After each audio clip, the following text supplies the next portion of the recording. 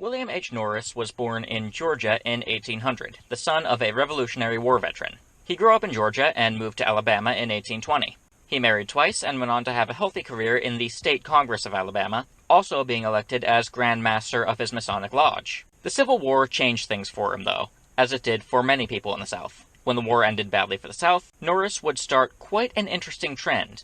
In December of 1865, he would be one of the first Southern families to, despite the protests of Jefferson Davis and others, leave the country and move somewhere else. He and his family would get on a ship going even further south, destination Brazil. There are more than a few reasons for Southerners leaving after the war.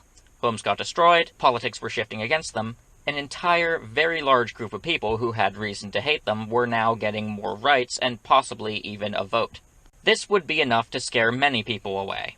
As for why Brazil, the country was ready to welcome them with open arms because they needed labor. Their emperor, Dom Pedro II, was very receptive of new people coming, and even many Europeans at the time were moving to Brazil. Additionally, despite being a Catholic and not a Protestant country like the Americans were used to, they did still allow slavery, making it an appealing choice. Norris, when he left, would eventually be followed by 154 other Southern families, mostly from Alabama. Although many of them would return to the U.S., many would stay and integrate themselves into the local community. Many of them, including Norris, would take up growing cotton.